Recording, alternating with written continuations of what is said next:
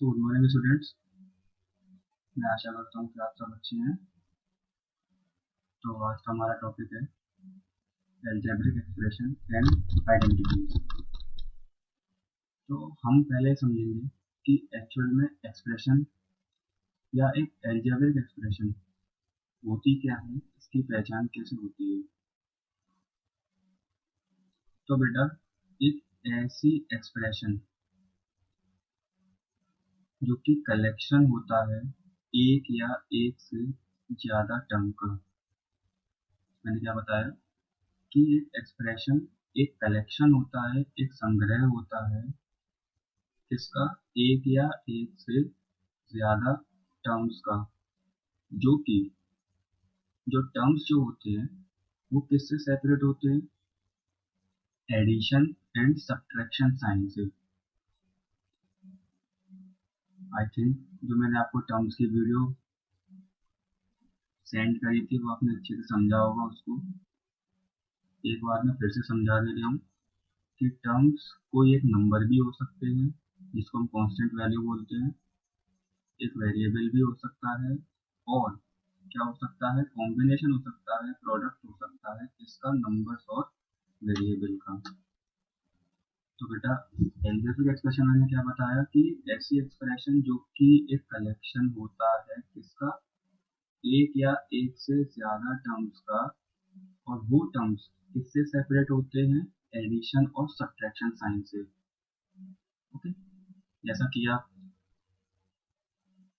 Video में देख रहे हैं कि only plus and minus sign separate the terms, whereas the product means multiplication and division sign do not separate the term. Understood or not? कि plus and minus sign separate the terms, plus और minus sign अलग करते हैं terms को, वो बताते हैं कि एक एक्सप्रेशन में कितनी टर्म्स हैं। इसके अलावा प्रोडक्ट और डिवीजन साइन वो आपको शो नहीं करते हैं, वो सेपरेट नहीं करते हैं किसी भी टर्म्स को। जैसे एग्जांपल हम देखें कि कोई एक्सप्रेशन आपको दे रखी है 3x प्लस 4y। अब आप बताइए इसमें कितने टर्म्स हैं। आप कहेंगे सर इसमें दो टर्म्स हैं। कौन कौन से, 3x और 4y। You have to consider the sign also. Means आप ऐसे कहोगे कि सर एक पॉजिटिव 3x है, एक पॉजिटिव 4y है। तो 3x किससे मिलकर बन रहा है बेटा, एक कांस्टेंट और एक वेरिएबल। ठीक है। ऐसे ही दूसरी एक्सप्रेशन आप देखें 3x माइनस 4y। इसमें आप क्या कहेंगे कि सर इसमें भी दो टर्म्स हैं, एक प्लस का 3x और एक माइनस का 4y। ठीक है, बट 3x इंटू 4y ये मिलके एक टर्म्स बनाएंगे। कितने टर्म बनाएंगे मिलके, एक। क्योंकि आप किसी भी दो वेरिएबल या दो कांस्टेंट का जब मल्टीप्लिकेशन करते हैं तो रिजल्टेंट क्या आता है, एक सिंगल टर्म आता है। ठीक है। ऐसे ही जब आप किसी दो टर्म को डिवाइड करते हैं तो उसका रिजल्टेंट क्या आता है, एक सिंगल टर्म आता है। ठीक है, आई थिंक ये आपको समझ में आया होगा। So thank you all of you. अब हम नेक्स्ट वीडियो में पढ़ेंगे इस अलजेब्रिक एक्सप्रेशन के कितने टाइप्स होते हैं, हम इनको किस किस नाम से डिनोट करते हैं। So thank you all of you, have a good day.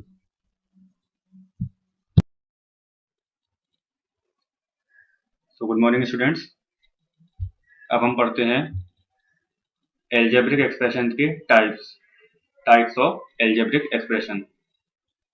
So the first type is monomial. क्या होता है मोनोमियल? एक ऐसी एक्सप्रेशन जिसमें खाली एक ही टर्म हो, वो कहलाता है क्या, मोनोमियल।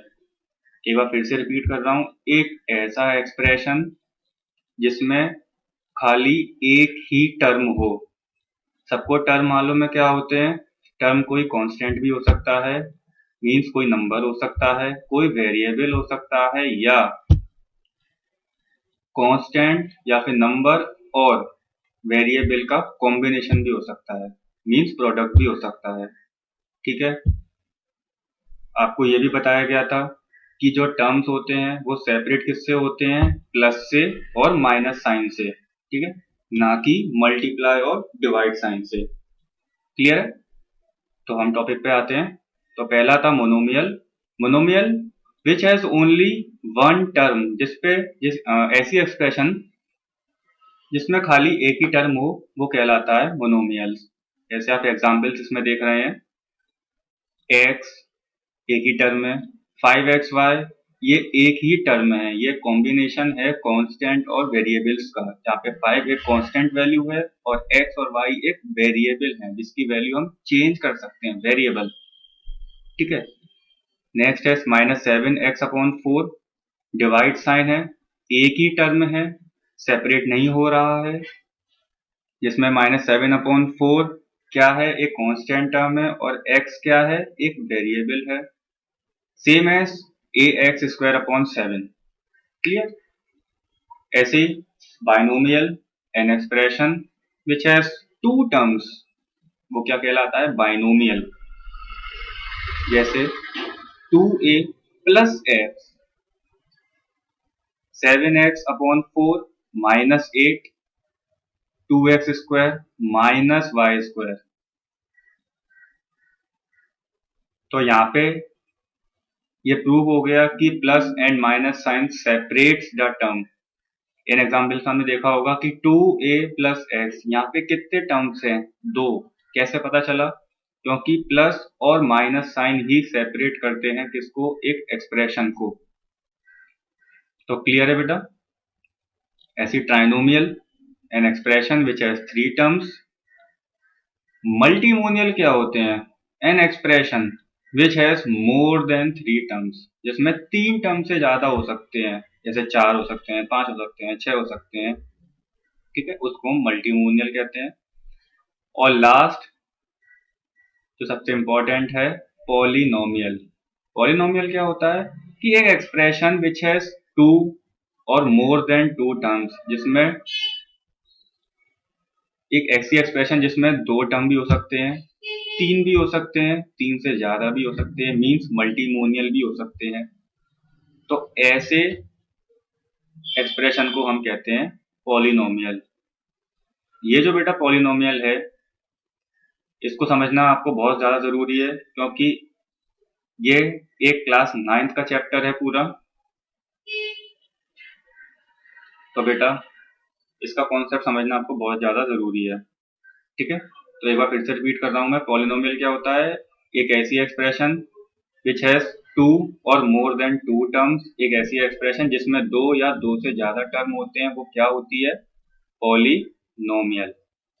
ठीक है, अब नेक्स्ट समझते हैं हम कि अगर आपको कोई एक्सप्रेशन दे दी जाए 4/x की फॉर्म में, या 7/x की फॉर्म में, 39/x, या फिर 40/xy, तो आप ये बताइए कि क्या ये एक मोनोमियल है? तो बच्चों आपका आंसर रहेगा कि यस सर, बिल्कुल एक मोनोमियल है। मैं पूछूंगा क्यों? आप बताएंगे कि सर इसमें तो एक ही टर्म है, 4/x, 3/y, 40/xy and etcetera etcetera.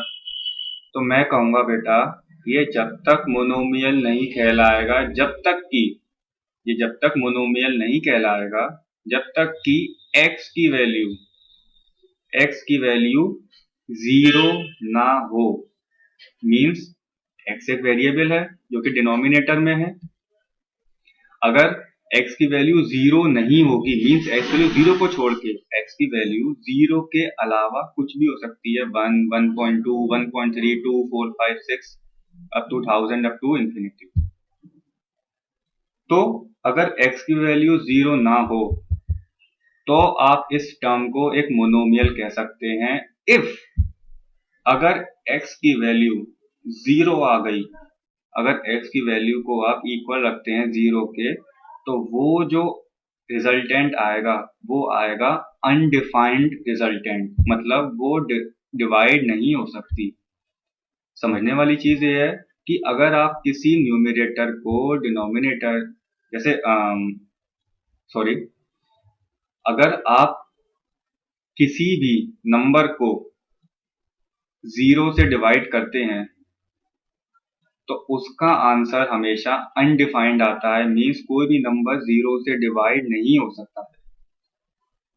ये आप समझ लीजिए, दिमाग में सेट कर लीजिए, ठीक है, कि अगर आप कोई भी नंबर 0 से डिवाइड करते हैं तो वो नंबर कभी डिवाइड नहीं होता है, उसका आंसर क्या आता है, अनडिफाइंड। ठीक है, रीजन इसमें दे रखा है कि सिंस x कोई वेरिएबल है, बिल्कुल है, तो कोई वेरिएबल है दैट मीन्स वो कोई भी वैल्यू अपने अंदर ले सकता है, 1 2 3 अप टू 100 अप टू 1000, ठीक है, it can take any value. If it takes the value 0, अगर x की वैल्यू 0 आ जाती है तो वो जो एक्सप्रेशन है 4 अपॉन एक्स वो किसके बराबर हो जाएगी, 4 अपॉन 0, क्योंकि आपने x की जगह 0 पुट करा है। तो जब मैंने अभी आपको समझाया था कि अगर किसी नंबर को आप 0 से डिवाइड करते हैं तो उसका आंसर क्या आता है, अनडिफाइंड या फिर विच इज नॉट डिफाइंड। तो स्टूडेंट्स, आई थिंक ये जो बेसिक कंसेप्ट थे आपको क्लियर हो गए होंगे। अगर आपको एक बार समझ में ना आया हो तो फिर से मेरी वीडियो को रिवाइंड कीजिए और एक बार समझिए, और कोई भी डाउट हो तो कमेंट सेक्शन में आप मुझे बताइए, मैं आपकी प्रॉब्लम को जल्दी से जल्दी सॉर्ट आउट करने की कोशिश करूंगा। So thanks all of you, have a good day, thank you.